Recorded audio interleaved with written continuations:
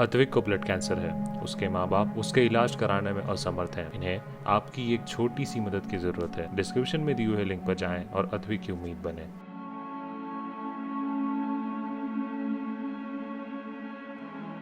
तो आदाब, नमस्कार, गुड इवनिंग, सत श्री अकाल। एक बार फिर आप तमाम लोगों का स्वागत है क्राइम तक की कहानी के इस एपिसोड में। उम्मीद है पूरी फैमिली अच्छी होगी। आज की कहानी की शुरुआत करूं उससे पहले एक अपडेट सुशील कुमार केस में।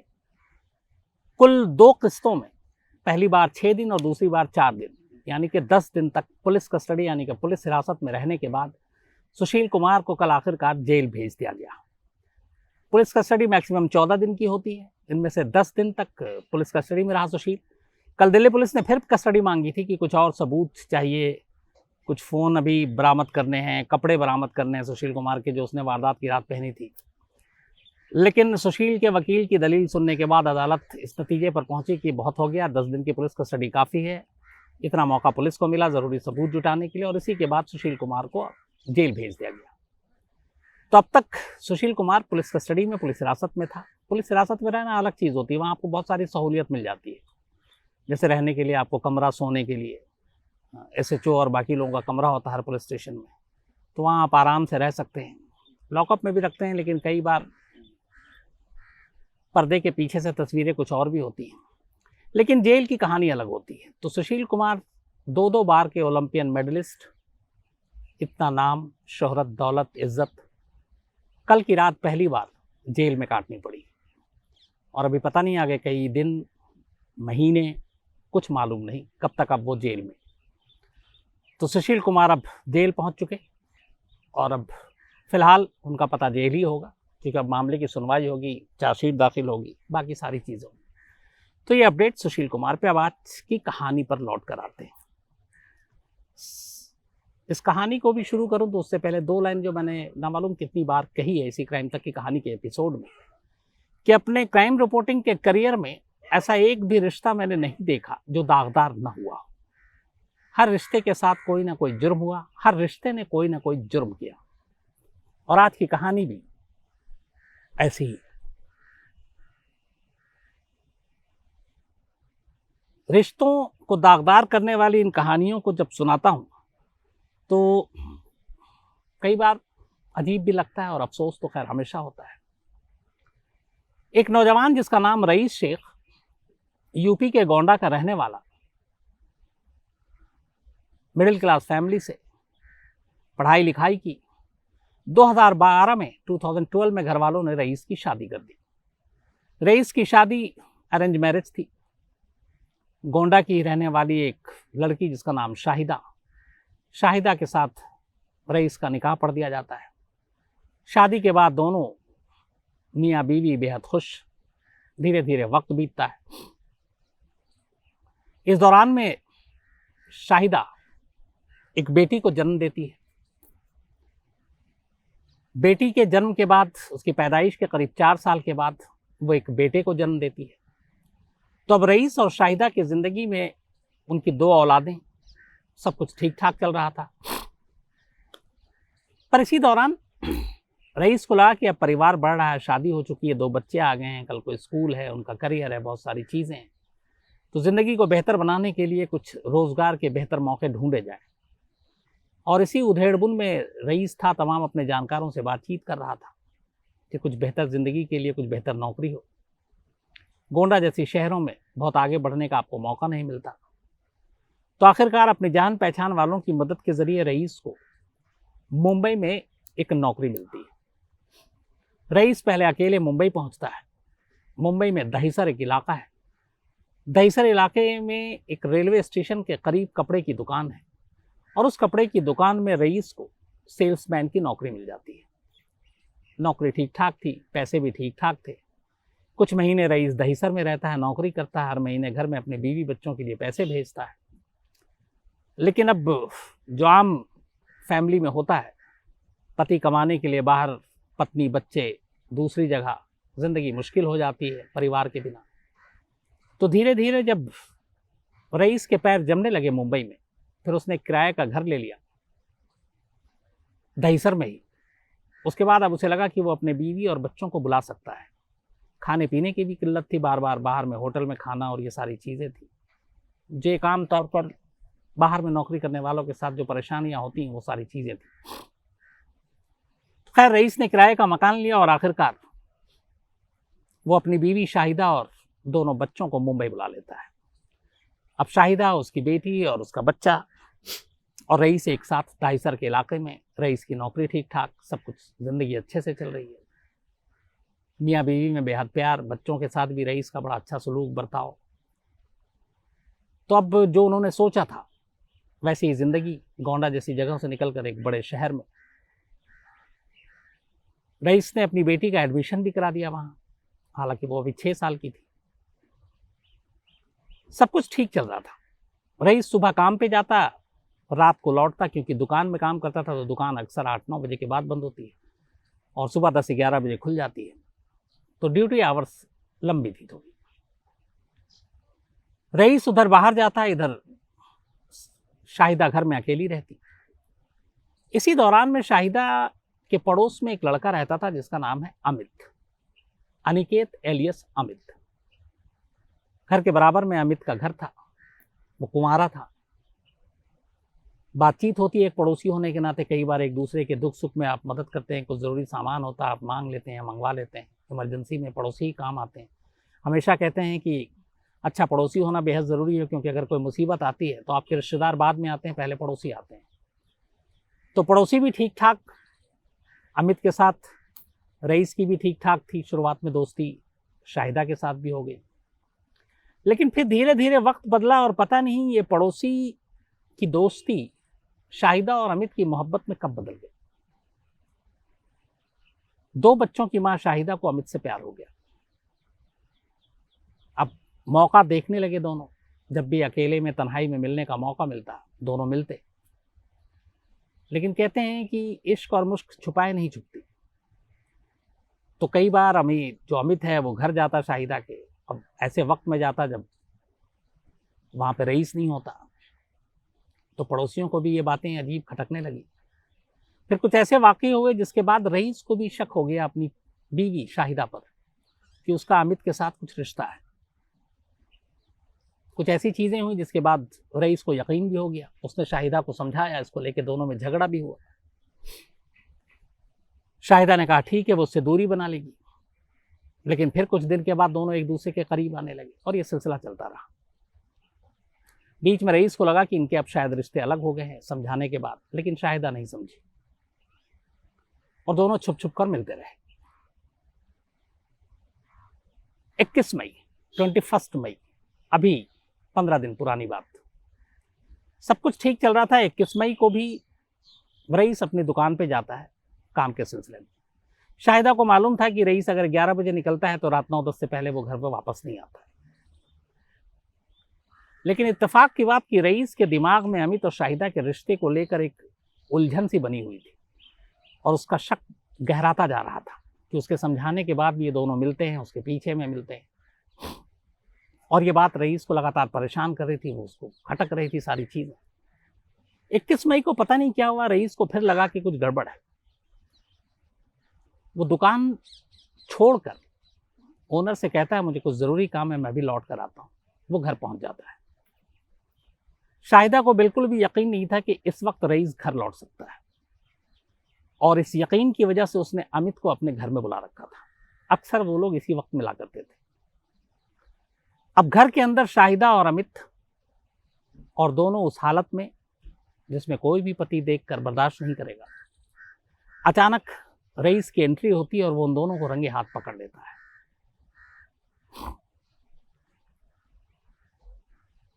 दोनों को रंगे हाथ पकड़ता है। इसके बाद इस कहानी को यहीं रोकता हूं। अब अगली एपिसोड आपको पहले बताता हूं ताकि बीच में थोड़ा सा और समझा सकूं। तो 21 मई को वो आया, बीवी और अमित को एक साथ देखा और तीनों की नजरें मिली, बात आई गई हो गई।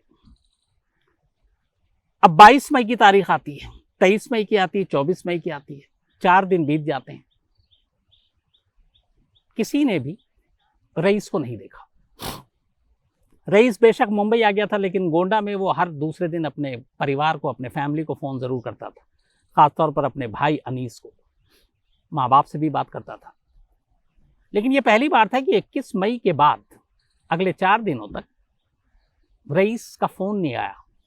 घर वाले परेशान हुए, उन्होंने रईस के मोबाइल पे फ़ोन किया, फ़ोन हमेशा शाहिदा ने उठाया और शाहिदा ये कहती कि मैं भी परेशान हूँ, 21 तारीख के बाद से रईस गायब है और वो कहीं चला गया है बिन बताए हुए, लेकिन अपना फ़ोन घर पे छोड़ गया और वो फ़ोन मेरे पास है। अब 4 दिन बीत चुके, 21 के बाद 25 तारीख आ गई। 25 तारीख को शाहिदा अचानक दाहिसर पुलिस स्टेशन पहुंचती है और दाहिसर पुलिस स्टेशन में जाकर रिपोर्ट लिखाती है कि उसका पति रईस शेख 21 मई से गायब है। 21 मई को आखिरी बार वो घर से निकला था और उसके बाद उसका कोई सुराग नहीं। पुलिस मिसिंग रिपोर्ट लिख लेती है। अब आमतौर पर ऐसे केसेस में एक बालिग सुलझा हुआ, जिसकी कोई मानसिक प्रॉब्लम भी नहीं है, जिसकी बाकी चीज़ें भी नहीं है, तो पुलिस बहुत सीरियसली ऐसे मिसिंग केसेस को लेती नहीं, रिपोर्ट तो लिख लेती है, मैं आपको सच्चाई बता रहा हूँ, और फिर देखती है कि ठीक है चलो पता करो कहाँ है क्या है, मिल जाएगा। लेकिन उस सीरियसनेस के साथ ऐसे केसों को कभी हैंडल नहीं करती है। ये सिर्फ मुंबई पुलिस नहीं है, पूरे देश की पुलिस की लगभग यही हालत है। तो 25 तारीख को रिपोर्ट लिखाती है। इस दौरान में अब घर वाले परेशान गोंडा में, और रईस का भाई अनीस आखिरकार जब 1 हफ्ता बीत गया, भाई की कोई खबर नहीं मिली, भाभी लगातार कह रही है कि वो बिन बताए हुए कहीं चला गया है, तो घर वाले अनीस को मुंबई भेजते हैं कि जाओ और अपने भाई का पता लगाओ। अनीस मुंबई आता है, भाभी से बात करता है, भाभी उसे वही कहानी सुनाती है। इसके बाद वो इधर उधर उसके तमाम दोस्तों को ढूंढता है, दोस्तों से बात करता है, दुकान जाता है, वहां से पूछताछ करता है, लेकिन कोई सुराग नहीं मिलता। 2-3 दिन बीत जाते हैं। इस दौरान एक दिन शाहिदा घर के बाहर किसी काम से गई।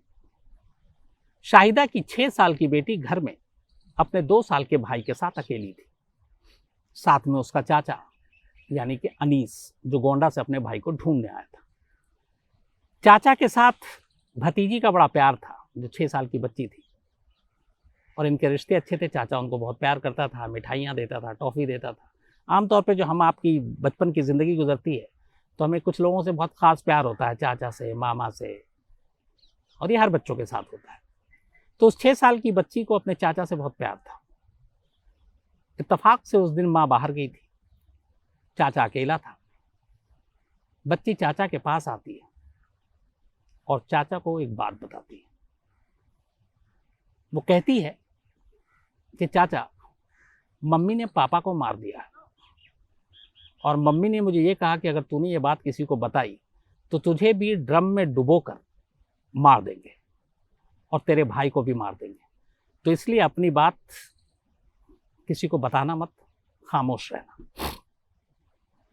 ये बात सुनते ही अनीस के पैरों तले से ज़मीन खिसक जाती है, क्योंकि वो अब तक अपने भाई को ढूंढ रहा था। वो ये सोच रहा था कि शायद मियाँ बीवी में लड़ाई हुआ, कहीं चला गया हो उससे।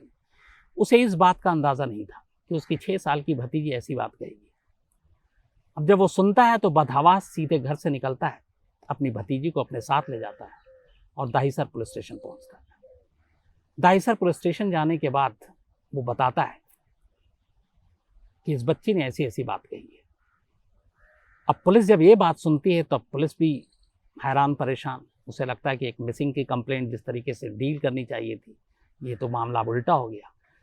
तो मामला कत्ल का बनता देख पुलिस वाले भी अलर्ट हो गए, और उसके बाद उन्होंने कहा ठीक है हम बात करते हैं।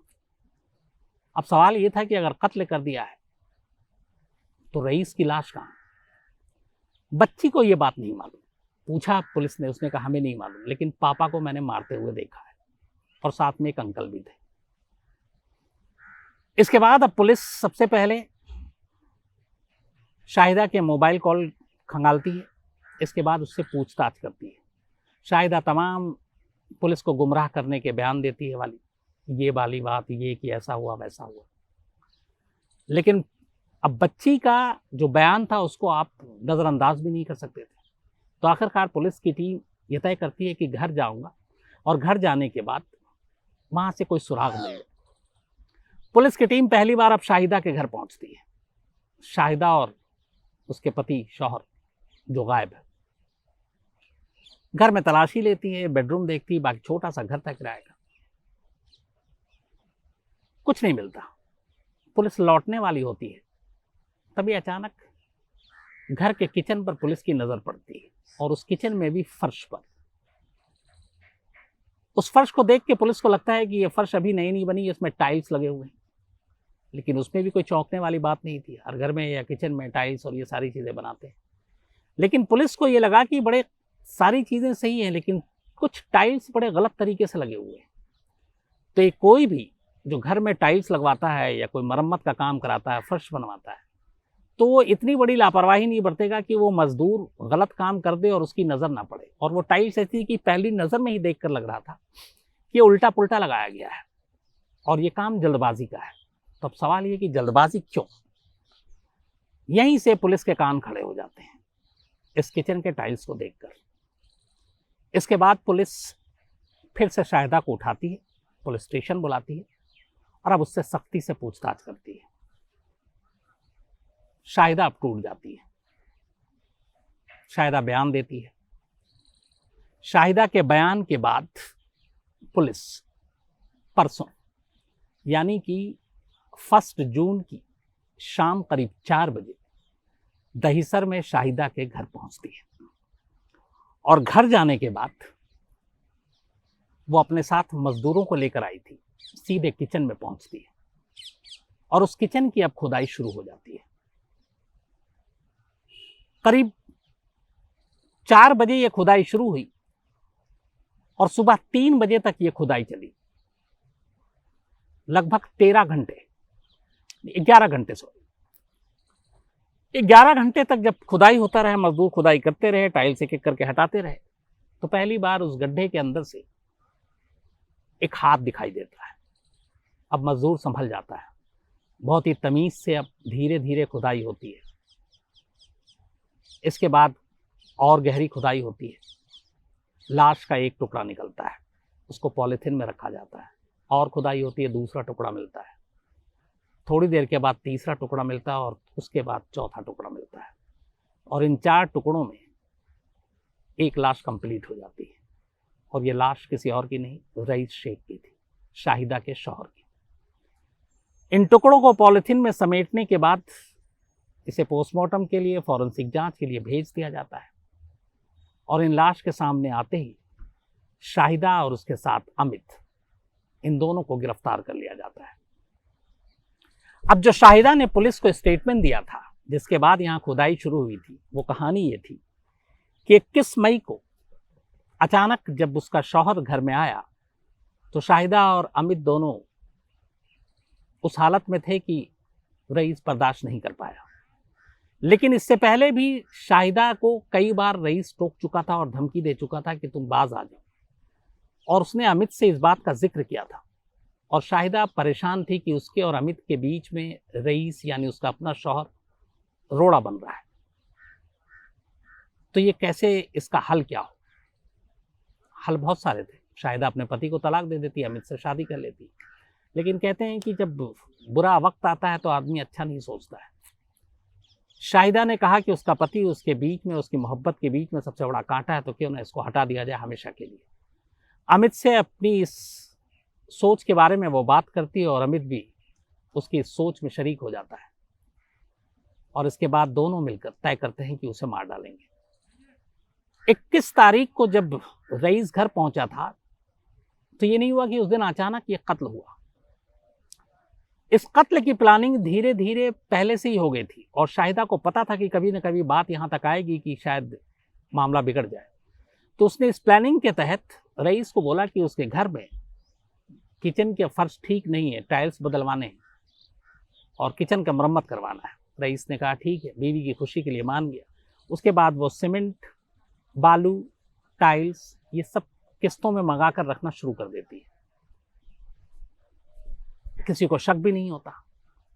लेकिन 21 तारीख को जैसे ही रईस अचानक पहुंचता है और दोनों को इस हाल में देखता है, और उसके बाद वो इतना ही नहीं, वो एक चाकू भी रखते हैं। उसके बाद अमित पकड़ लेता है, दोनों उसके ऊपर हावी हो जाते हैं और फिर चाकू से रईस का गला काट देते हैं। गला काटने के बाद रईस की मौत हो चुकी अब ये था कि लाश को बाहर ले जाना नहीं, क्योंकि प्लानिंग पहले से थी कि लाश बाहर ले जाएंगे, पकड़े जाएंगे। दहीसर में जिस इलाके में घर था वहाँ पे बोरी या किसी और चीज़ में लाश निकालना मतलब सबसे बड़ा जोखिम, क्योंकि सारे घर एक दूसरे से सटे हुए, बराबर बराबर तमाम लोग दिन रात आगे पीछे वहीं घूमते ही रहते हैं, तो बाहर ले जाना रिस्की था। तो इन्होंने पहले ही तय कर रखा था कि लाश को घर के अंदर ही दफन करेंगे, और इसीलिए ये सारे टाइल्स और सीमेंट बालू इन सब की प्लानिंग हुई थी। अब लेकिन लाश की लंबाई को देखते हुए और उस किचन की जो लंबाई उसको देखते हुए उतना बड़ा गड्ढा मुमकिन नहीं था। तो ये हुआ कि लाश को 4 टुकड़ों में कर दिया जाए, ताकि लाश सिमट जाए और उसको सिमटे हुए गड्ढे में डाल दिया जाए। और फिर यही किया, करीब 3 फीट गहरा गड्ढा किया। उस 3 फीट गहरे गड्ढे में उन्होंने लाश डाली और उसके बाद ऊपर टाइल्स लगा दिया, खुद ही दोनों ने।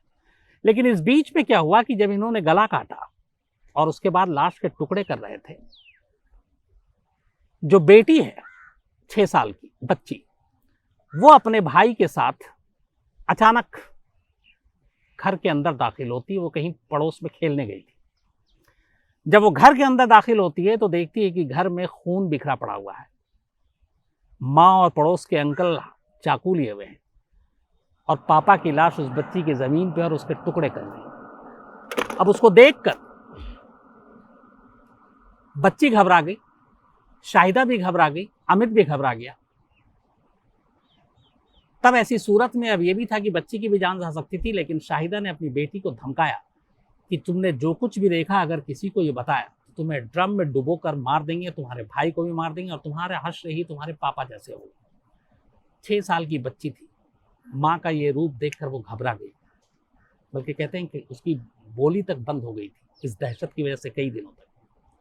उसके बाद उसने उन दोनों बच्चियों को दूसरे कमरे में डाला और उसकी मौजूदगी में अपने पति, अपने शौहर की लाश को किचन के अंदर जमीन में दफना दिया।